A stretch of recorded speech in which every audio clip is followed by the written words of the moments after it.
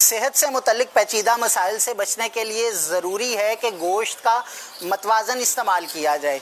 बकरी, दुम्बा और ऊँट के गोश्त जहाँ जिस्म को हरारत और तवानाई बख्शते हैं, वहीं इसका बेजा इस्तेमाल सेहत के लिए मुफीद नहीं होता। ईद कुर्बानी है, ईद कुर्बानी है। माहिरीन के मुताबिक गोश्त को 3 से 4 माह के अंदर इस्तेमाल कर लिया जाए तो ये ताज़ा रहता है। ताहम तवील अरसे तक गोश्त को फ्रीज करने की वजह से इसकी ग़िज़ाइयत में कमी आ जाती है। गोश्त अगर 2-3 दिन के अंदर खा लिया जाए तो बहुत अच्छा होता है। वो गोश्त को ऐसे ही डाल दिया फ्रीजर के अंदर, उसको रैप नहीं किया शॉपर में, तो वो नुकसानदेह है। गोश्त को हम डीप फ्रॉस्ट करते हैं तो उसको दोबारा उसको फ्रॉस्ट नहीं करें, उससे क्या होता है कि गोश्त खराब हो जाता है। आपने छोटा पैक बनाए, इतना जितना हम यूज कर सकें। शुगर और दिल समेत दिमागी अमराज से बचना है तो गोश्त एतदाल के साथ खाना। अमीर अहले सुन्नत, मैं आपसे ये जानना चाहता हूँ गोश्त कितना खाया जाए और गोश्त के मुज़र असरात से किस तरह बचा जा सकता है। माशाअल्लाह, एक तो वो बेजा इस्तेमाल नहीं करना चाहिए, इस तरह का जुमला आया, जुमला दुरुस्त है, लेकिन जिनकी उर्दू मेरे ऐसे जो होते हैं ना मेरे भाई कमज़ोर होगी, वो ये समझेंगे बेजा इस्तेमाल। मेरी उसी वक्त तवज्जो गई। तो ये सवाल की तरतीब देने में भी अगर काश अल्फाज के इंतखाब में उम्मत की आसानी को पेश नज़र रखा जाए, नहीं हो पाता, तवज्जो नहीं रहती। तो गोश्त का बिला ज़रूरत इस्तेमाल, बेजा माने फजूल इस्तेमाल, बेमौका इस्तेमाल ना किया जाए। भेजा जो है, बेजा और भेजा में फर्क है, लेकिन भेजा जो वो हलाल है, वो खा सकते हैं। तो अब यह कि गोश्त का इस्तेमाल, अब इन्होंने साहिल ने 3-4 माह की इजाज़त दे दी है, तो अच्छी रियायत मिल गई। अब तक तो क्लिप मदनी चैनल वाले चलाते रहे, चंद बार चलाया है, जिसमें डॉक्टर का क्लिप है कि 10 दिन के अंदर अंदर खा लिया जाए। मैं भी यही सोच रहा था कि वो मेरे ही लाइव प्रोग्राम में चला था 10 दिन का, डॉक्टर ने ही कहा था कि 10 दिन के अंदर अंदर। अब या तो ये कि अब 10 दिन का भी फ्रीज तो करेगा ना, 10 दिन भी बाहर तो गोश्त कभी भी नहीं रह सकेगा, तो फ्रिज में डालेंगे तो कि 10 दिन के अंदर अंदर उसको यूटिलाइज कर लें। अब लेकिन यहाँ जदीद दौर है, 10 के 3 महीने हो गए, समझ नहीं पड़ती कि आखिर क्या है हकीकत, क्या अफसाना। जो बोले नफ्स वही हकीकत मान ली जाएगी। 3-4 महीने की रियायत हो गई ना, अगर कोई 10 दिन की रियायत करता था तो, लेकिन कोई माह तक संभला रहता है गोश्त, वो खाया जाता है। सुखा कर गोश्त खाने का रवाज तो बहुत पुराना है। यहाँ के सरकार सल्लल्लाहु अलैहि वसल्लम की बारगाह में कोई हाजिर हुआ तो वो कांपने लगा, तो मेरे आका सल्लल्लाहु अलैहि वसल्लम ने वो इनकिसारन तवाज़ो के तौर पर, आजिज़ी के तौर पर कुछ इस तरह इरशाद फरमाया, मतलब मेरे से क्या मतलब घबराते हो, मैं तो उसका बेटा हूँ जो गोश्त, सूखा गोश्त खाया करती थी। इस तरह की एक हदीस पाक है। तो ज़ाहिर है कि 10 दिन में तो पूरा सूखेगा कि नहीं, ये भी इसमें भी गौर करना पड़ेगा। तो पहले क्या हमारे यहाँ भी मेमन कौम में देखा था, हम लोग जो थे, हमारे जो वालिदा वगैरह, तो वो रस्सी लटका कर, बकरीद का गोश्त है ना, अब भी है हुजूर। अच्छा है अभी, सुंडियों हाँ बिल्कुल होता होगा। तो बोटी को रस्सी पे लटकाते थे, उस पर मसाला, हल्दी वगैरह का मसाला लगा, इसको सुंडियों पंजरा चूंता ना, लिवरी हमारे में लिवरी असा ही मेमनी में यानी बाट में सुंडियों चोवाइन, सुंडियो, हाँ पचों के तली ने खेने सुंडी पता आपको कीड़े को बोलते हैं, हाँ इनके भी सुंडियों चो, तो लिवरी शायद ज्यादा, हाँ इनके पली बड़ी नाफिस करी उधर। अब सुखाते ही नहीं हम तो, अब फ्रिज ने सुखाने का जो है ना मसला हल कर रखा है। तो खैर, तो वो लिवरी इसको बोलते, हम लोग जो लिवरी हमारे घर में बोलते थे कि ये सुखा के फिर मटकों में भरी जाती थी। ये पता है कि अब भी भरते होंगे, जो मुझे याद पड़ता मटकों में भी भरते हैं, तो मटके में शायद ये देर पा रहती है। तो ये लिवरी अगर बनाई तो ये 10 दिन के अंदर तो खाई नहीं जाएगी, 10 दिन तक तो ये मतलब पता नहीं सही माने में सूखेगी कि नहीं सूखेगी, तो अल्लाह बेहतर जाना। फिर इसको ये सूखी खाई नहीं जाएंगे, इसको शायद 10-12 घंटे तो भिगोते होंगे पानी में, भिगो कर ये बिल्कुल भुट्टी की तरह ये नरम हो जाएगी, फिर पकेगी।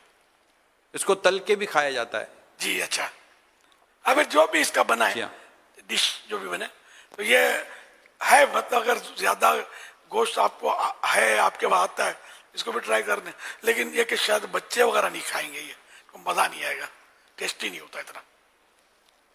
ये भी ऐस कर दूं। उधर अब मैं कहीं खाने पर था तो कुछ ऐसी डिशें थी कि जिसमें मेहनत ज़्यादा होती है ना, तो वो एक शख्स मेरे साथ खाना खा रहे थे तो उनको बड़ा रग़बत से खाया इन्होंने, कहा यार अब मैं आपको बताऊं, अब घरों में है ना ये डिशें नहीं पकती क्योंकि इसमें मेहनत बहुत होती है। यानी अब घरों में ऐसा उनकी गुफ्तगू से लगा कि अब घरों में भी जिसमें बहुत ज़्यादा मेहनत होती है ना, बहुत सारी आइटमें बनानी पड़ती हैं और बहुत ज़्यादा इंतज़ार करना पड़ता है और फिर यूँ मिक्स करना पड़ता है तब जाकर कोई डिश तैयार होती है। कि अब घरों में हाँ जिनके यहाँ बावर्ची हों या जिनके ऐसा होता अलग बात है, लेकिन घर की उमूमन औरतें ऐसा लगता है कि अब इतनी मेहनत वाला खाना, तो अब ये गोश्त सुखाना, फिर मसाले लगाना, फिर करना, फिर इसको पकाना, ये कमी हो गई। अभी सुनाई भी कम लोगों ने होगा जो हम बात कर रहे हैं। ये मसाला बोलकर आप मुश्किल बना रहे हैं यार। आया हमारे घर में खाली मैंने जो मुझे याद है खाली बस बोटियां सुखा देते थे। अब नहीं ये मुझे भी मुफ्ती साहब भी तस्दीक फरमा रहे हैं, मुफ्ती साहिबान। हाँ, लेकिन मुझे भी भाई इसका ये कोई हम फिकी मसला नहीं कर रहे हैं। जी हाँ ये लेकिन ये क्या अपने अपने तजर्बात, जी हाँ। तो चाहे ये आप लोगों का मसाला लगता होगा, फिर वो भिगो कर और धुलने में वो बचना तो उसका बहुत मुश्किल है। चलो भाई, ये तो इन्होंने हथियार डाले, मेरे को खुशबू भी अच्छी नहीं लगती ऐसे गोश्त की। तो ये अपना अपना शौक होता है, तो ये बस बचत के लिए गरीब लोगों का ये नुस्खा है। मालदारों क्या ही है, वो फ्रिज में रखते भी नहीं है ज्यादा दिन। पैसे वाले लोग जो है इनमें क्वालिटी होती है, बिल्कुल ये नहीं सारा गोश्त खत्म कर देते हैं ईद के बाद, फिर ये के खरीद के खाते हैं कि हमको ये फ्रिज का नहीं चाहिए। अब इन्होंने जो सवाल किया था गोश्त कितना इस्तेमाल करना चाहिए, इसके मतलब कब नुकसान करेगा वगैरह, इस तरह का सवाल इन्होंने बहुत अच्छा और दिलचस्प सवाल लिया। सवाल का गुलदस्ता था, उसमें जो मैंने अर्ज करना था, एक तो बेजा और बेजा का फर्क, और दूसरा वो 10 दिन और 3-4 महीने। तो ये जो मेरे फर्क पे डॉक्टरों के इख्तलाफ होते हैं, इसमें कोई कंफ्यूज होने की जरूरत नहीं है, होते अपनी अपनी तहकीक होती है, तहकीक बदल भी जाती है। ला तब्दील अले कलिमातिल्लाह, अल्लाह के इरशादात तब्दील नहीं होते, समझे। तो यूं हम लोगों के जो या डॉक्टर जो इनके मतलब बदलते रहते हैं, साइंसदानों की थियरियां बदलती रहती हैं। तो अब तहकीक ये होगी, हो सकता है चलो मौज होगी बोटियां खाने वालों की। अच्छा, तो बहुत एक गोश्त जो है ना कितना खाना चाहिए, तो इसमें यह कि पहले तो मौला अली का इरशाद सुना दूं मैं आपको। हजरत मौला अली शेर खुदा करमल्लाहु वजहुल करीम फरमाते हैं, जो मुसलसल 40 दिन तक 40 डेज तक गोश्त ना खाए उसके अखलाक बुरे हो जाते हैं, और जो 40 दिन इन 40 डेज तक मुसलसल कंटिन्यू गोश्त खाता रहे तो उसका दिल सख्त हो जाता है। हवाला फैजुल कदीर जिल्द 4 सफ़ा नंबर 124। तो ये पेश नजर रहे। अच्छा, अब गोश्त कितना खाना चाहिए, ये तहकीक जो होती है साइंसदानों की या माहिरीन की, तो उसके ताल्लुक से माना व फिजान मदीना के हवाले से अर्ज है, गोश्त के इस्तेमाल में बहुत से फायदे हैं, मगर जरूरत से ज्यादा इस्तेमाल की सूरत में फायदे के बजाय नुकसान भी हो सकता है। गोश्त इस्तेमाल करने के बारे में माहिरीन कहते हैं कि बालिग अफराद को यौमिया यानी डेली 70 ग्राम 70 ग्राम्स, जबकि हफ्ते में एक वीक में 500 ग्राम 500 ग्राम्स यानी आधा किलो गोश्त खाना चाहिए। हफ्ते में 3 या इससे जायद बार गोश्त खाने वाले अफराद में मुख्तलिफ बीमारियों के इम्कानात बढ़ जाते हैं। तो यूं रोज रोज गोश्त ना खाया जाए, अब तो नाम पड़ गया हम गोश्तखोर मुसलमान हैं, तो कभी कभी खाना मुनासिब है।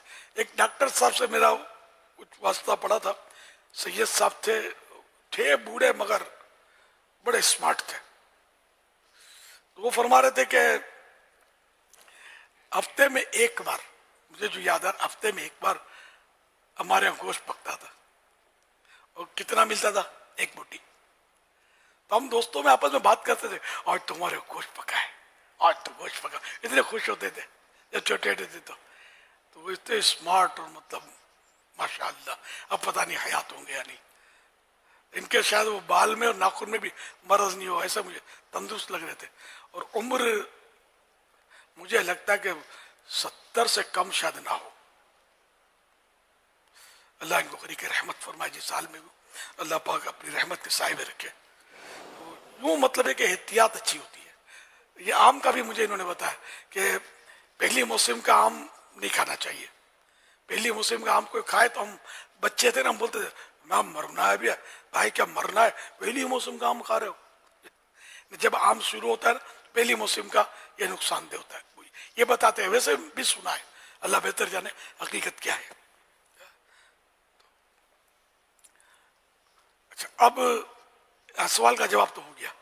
अब ये जो यहाँ दूर दूर मैंने बयान किया उठा कर वो उस सवाल के साथ ये इंशाअल्लाह लगा देंगे और मुख्तसर वो इनका पैकेज बन जाएगा इंशाअल्लाह। इंशाअल्लाह।